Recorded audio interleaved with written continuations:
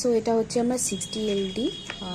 আমি এটা 300 পেজের ওপরে হয়ে গেছে। তোমরা সব যে এলডিগুলো সেগুলো তোমরা 3 পেজের মধ্যে যদি লেখো তাহলে তো টোটাল ধরো 180 থেকে 200 পেজের মধ্যে তোমাদের হয়ে যাবে। বাট বেশি লিখলে কি হয়, বাইন্ডিংয়ে খুব প্রবলেম হয়, ঠিক আছে। আর ওই জন্যে আমরা কিছু আর এক্সট্রা পেজ করিও নি আমরা। আচ্ছা, অনেক কলেজে এগুলো করতে বারণ করে, আমাদের কলেজেও বারণ করেছিল, তো তার আগে আমার কমপ্লিট হয়ে গেছিলো। আমার 60 LD অনেক তাড়াতাড়ি শেষ হয়ে গেছিলো, বুঝলে তো। মানে আমার 60 LDতে সেরকম কোনো সমস্যা হয়নি। আমার এটা বিভিন্ন টপিক যেগুলো থাকে আমি মানে খুব পরিষ্কার করে লেখার চেষ্টা করেছি। আমি জানি না কতটা হয়েছে, তবুও পুরোটা ভিডিও বানাতে গেলে হয়তো একটুখানি প্রবলেম হবে, বাট তোমরা দেখে নিও, ঠিক আছে। তোমরা, আমি বলবো স্লো করে করে দেখে নিও, বুঝতে পারবে অ্যাটলিস্ট কী করে লিখতে হয় এটা।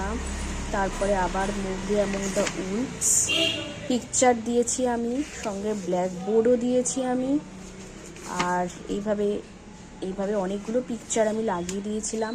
চার্টের মিনিয়েচার আমার তৈরি করা হয়নি, এটার জন্য চার্টের মিনিয়েচার আমি করেছিলাম হচ্ছে অনলি ফাইনাল এলডির জন্যে, কারণ টাইম ছিল না। কি করব বলো, টাইম না থাকলে এগুলো করা খুব মুশকিল হয়ে যায়। আর এত কম সময় দিয়েছে, ডিসেম্বরেই তো এক্সাম হলো, দেন মার্চে প্রত্যেকটা সেমিস্টার 6 মাস করে থাকার কথা, বাট এই 3 মাসে এতগুলো 5টা প্র্যাকটিকাম লেখা কিন্তু মুখের কথা না।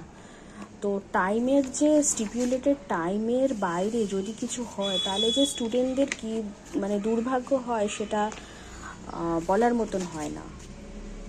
আমি পেজগুলো উল্টে যাচ্ছি, ঠিক আছে। এখানে কাগজ দেখে ভাবছো হয়তো কি ব্যাপার, আসলে ব্যাপারটা কি বলো তো।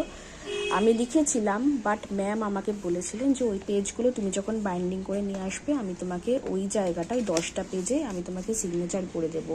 নইলে আমি ওটা কমনলি তৈরি করেছিলাম, মানে কমনভাবেই তৈরি করেছিলাম, বাট উনি দেখতে চাইছিলেন হয়তো প্রবলেম এরিয়া আর সলিউশন এরিয়াগুলো। তো ওইটা লিখলে খুবই ভালো। আমি তো কোনোদিনও দেখিনি কোনো এক্সটার্নালকে এত খুঁটিয়ে খুঁটিয়ে সব কিছু করানো, বাট আমাদের কলেজের যেটা নিয়ম সেটাই হয়তো আমাকে মেনটেন করতে হতো, নইলে খুব প্রবলেম হয়ে যেত। তো এই হচ্ছে মূল কাহিনী, ঠিক আছে। আর ব্ল্যাকবোর্ড অবশ্যই লাগাবে, ঠিক আছে। ব্ল্যাকবোর্ডটা কিন্তু মানে খুব ক্যাচি ব্যাপার হয়, জানি। দেখে না অতটা, কেউই দেখে না, অতটা টাইম থাকে না। যখন তোমাদের ভাইভা হবে অতটা কেউ দেখবে না, বাট তাও বলে দিচ্ছি, কেউ যাতে ওরকম কলেজে পড়ো যেখানে খুব করা, যেরকম আমাদের কলেজ, কোনো রকম কোনো রেহাই নেই, সব কিছুতেই ইনভলভমেন্ট ওনাদের লাগেই লাগে।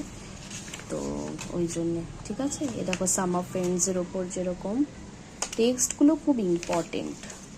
হ্যাঁ, তো টেক্সটগুলো খুব ইম্পর্টেন্ট, ঠিক আছে। টেক্সটের ছবি দেওয়া খুবই মানে দরকার বলতে গেলে, কারণ যখনই তোমরা সিগনেচার করাতে যাবে এগুলো দেখবে, আমাদের দেখেছিল, তাই জন্যে আমি দেখাচ্ছি তোমাদেরকে। খুব তাড়াতাড়ি উল্টাচ্ছি পিকচারগুলো, দরকার হলে খুব স্লোলি দেখবে, সো দ্যাট কোনো অসুবিধা না হয়। আর যেগুলো বলার সেটা হচ্ছে, আমি এটা একটা ফাইল দেখে আর ইউটিউবের সাহায্য নিয়ে করেছিলাম। সবাই তাই করে, কেউ কিন্তু কোনো কিছু লেখে না, মিথ্যা কথা বলে কোনো লাভ নেই। এগুলো হচ্ছে সেগুলো। আর এইরকমভাবেই ফাইল কিন্তু আমার কাছে এখনও আছে।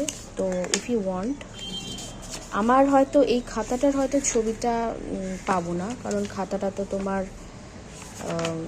নিয়ে নেবে কলেজ, তাই খাতাটা হয়তো পাবো না, বাট আমি দেওয়ার ফাইলটা হয়তো আমি তোমাদেরকে দিয়ে দেবো।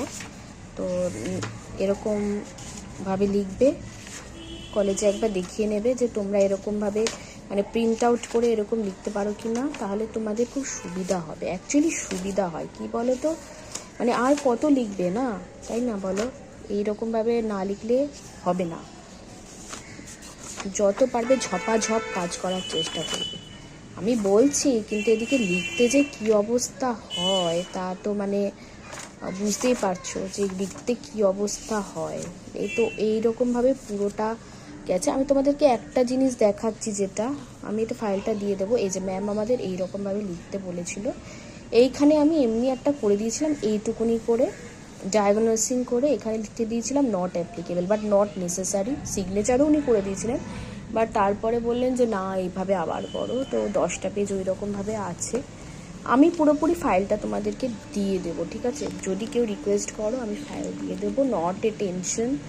তো সবাইকে বলবো এইভাবে করে নাও। আর যদি ভিডিওটা ভালো লেগে থাকে তো thank you for that, thank you everyone, thank you. চাইলে সাবস্ক্রাইব করতে পারো।